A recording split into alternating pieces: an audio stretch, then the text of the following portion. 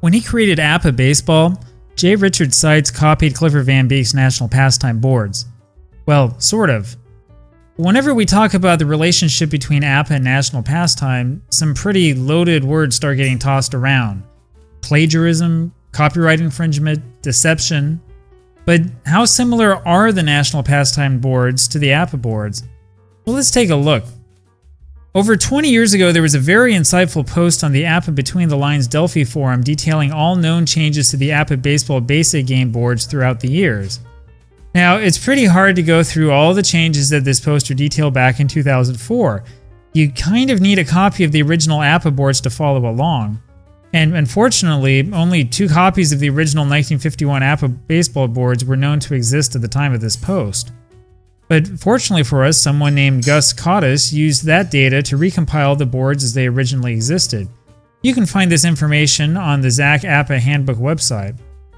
Now, thanks to the efforts of these fine men in the APBA community, we now have a clearly readable copy of the original 1951 APBA boards as they were first published. Now, the Delphi poster only notes that the play results were closely patterned after an earlier game, National Pastime.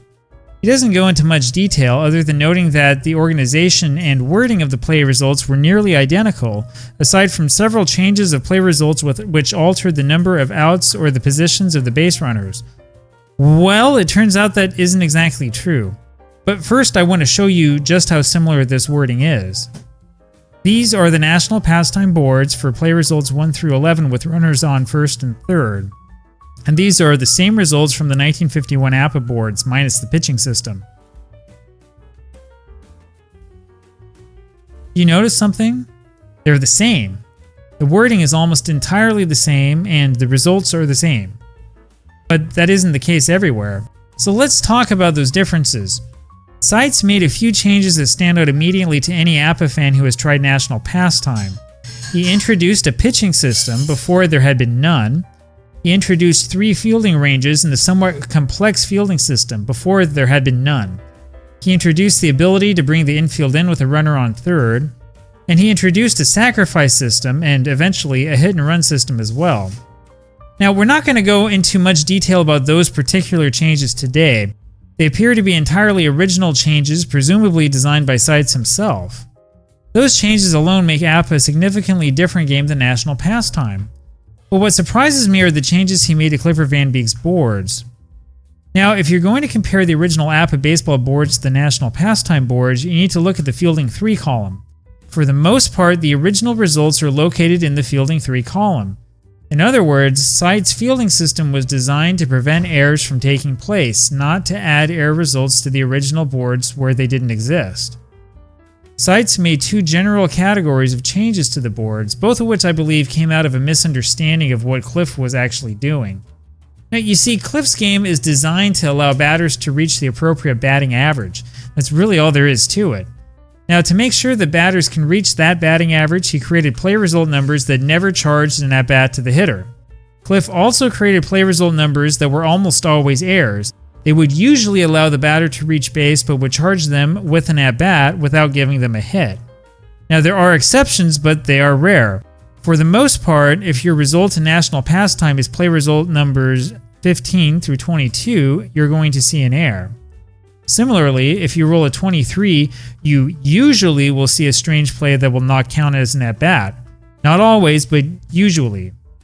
Seitz changed a lot of this. He cut through Van Beek's error system, changing errors to base hits in numerous situations. I counted 18 times that those numbers were changed from errors to singles by Seitz. And remember, this is all in Fielding 3. Now, I'm not sure why Seitz did this. It could be because he felt that Van Beek's system was too aggressive in charging errors. However, anybody who has studied the National Pastime boards knows that this change is going to have an impact on the batting averages. After all, you're adding in base hits. Now, the second major change that Seitz made was to what we commonly call the unusual play numbers, which are results 36 through 40. With 2 exceptions, those play result numbers are never at-bats in National Pastime. Those 2 exceptions are play result 40 with runners on first and third, and play result 37 with runners on second and third. I believe both results are mistakes by Van Beek. Play result 40 must be a bunt, since the pitcher throws to first instead of cutting the runner down at home. And play result 37 is obviously a bunt since the first baseman throws to the second baseman who's covering first. Seitz changed some of these numbers as well. Sometimes Seitz threw in a double play, sometimes he threw in some errors, sometimes he threw in an injury, sometimes he even threw in a base hit.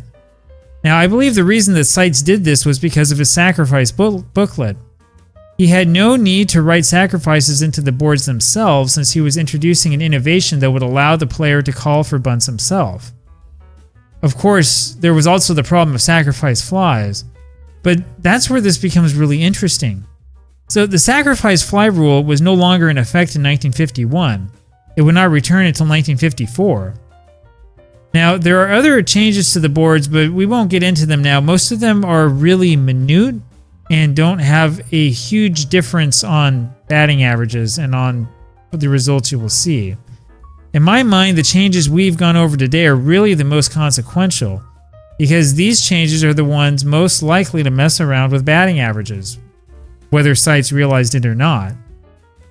Now, it is obvious that Seitz copied language directly from National Pastime, but even though that's obvious, we really should be careful about how we characterize his changes. The original APBA boards were not a direct copy of National Pastime. It's clear that a lot of language was copied from National Pastime, but there are significant changes. Seitz created several innovations in addition to these changes.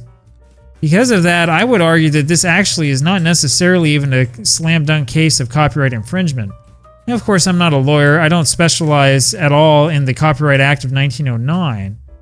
But before we start throwing around, Seitz was a thief, a stealer, and a liar type fallacies, we really should study this out first and make sure we know what we're talking about. Talk to you guys later. Bye.